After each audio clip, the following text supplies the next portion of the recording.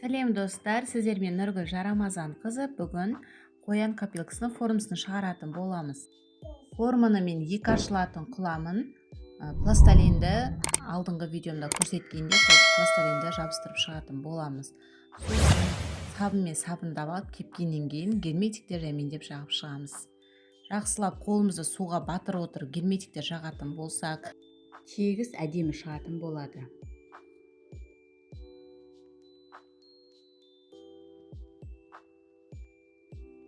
Жаймендеп қолымызды сулап отырып барлық жеріне бір тегіс қылып жағып шығатын боламыз.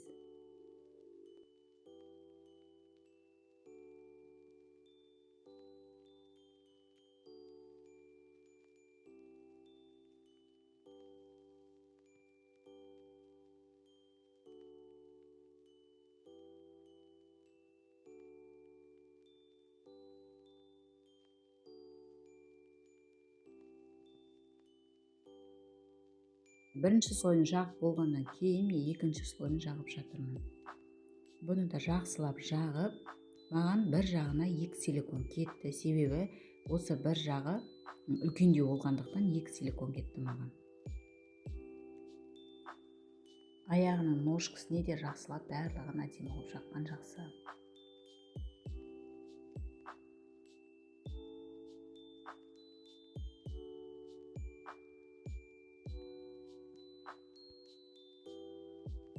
Міне мен герметикті жағып болдым. Енді дәл осыны бір күнге қоятын боламын.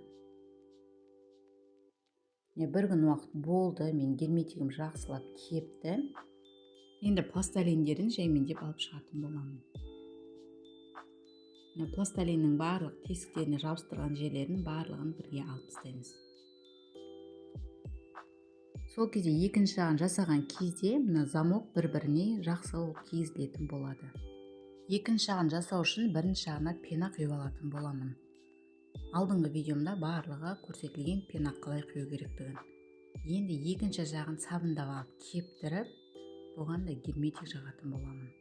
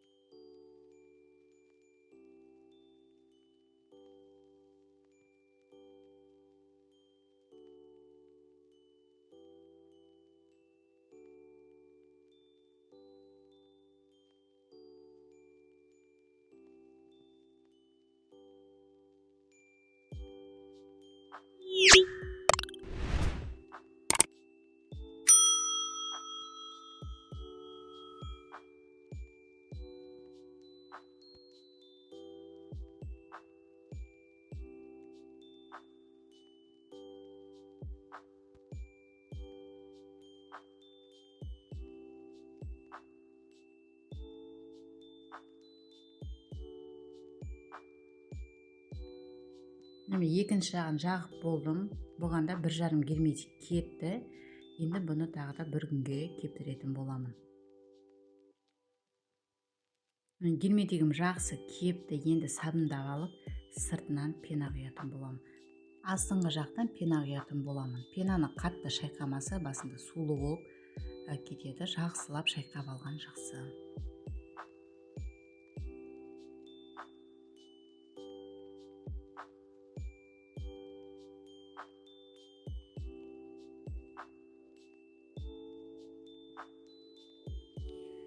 Міне кардонды кигізіп, енді барлық жеріне айналдырып пена құйып шығатын боламыз.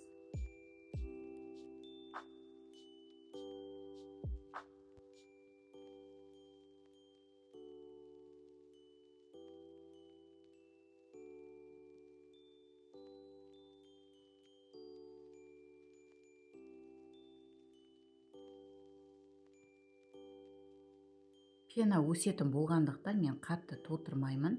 Жаңағы силиконымыздың бетін жапқанша пенаны құйдым. Енді дәл осылай пенаны бір күнге қоямын. Пенам жақсы көтерілді. Енді жәймендеп ашатын боламыз. Пена қатты көтерілген деп жатқанда мен скотчтап алған болатынмын. Пена көтерілген кезде мына формамызда көтеріліп кетеді, сосын дұрыс шықпай қалады. Сол үшін скотчтап алдым. ең бірінші астыңғы жағын ашып алып, біз екі ашылатын болғандықтан дәл сол ашылатын жерінен кесетін боламыз.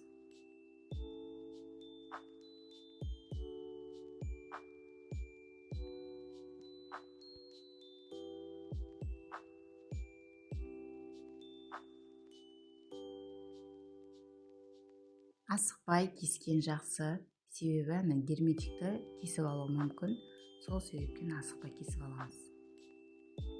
Екінші жағының ашылатын жеріне де дәл сол пышақты келтіріп кесіп аламыз.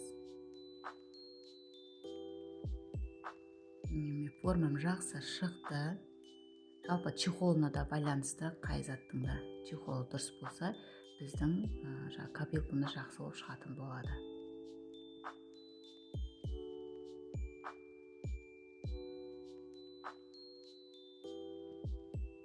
Силиконымызды тартпаймыз, жай меңдеп ашатын боламыз.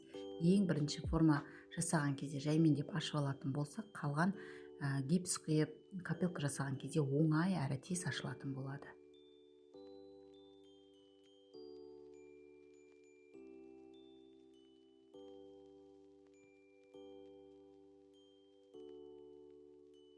Жалпы мен бұда Афликстің силиконын қолданғанмын. Афликстікі жұмсақ болады. Титандікі қаттылау болады, ашқан кезде мықты болады.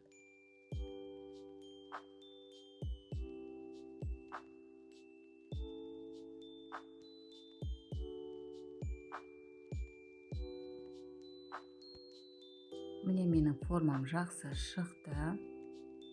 Үстіндегі узорына дейін әдемі шықты. Келесі видеомда осы формаға қалай гипс құйып копилка шығатын бірге көретін боламыз.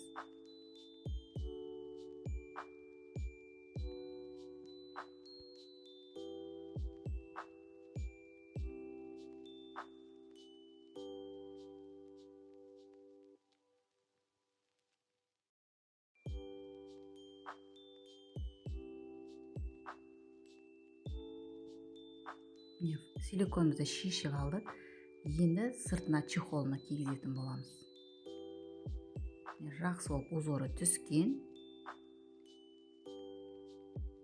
Дәл осылай екінші бетін кигізіп, сыртынан чехолын кигіземіз. Келесі видеомда осы формаға гипс құйып қалай копилка шығатын бірге көреміз. Менің видеом ұнап жатса лайк басып, комментарий жазып, каналға тіркеліңіздер.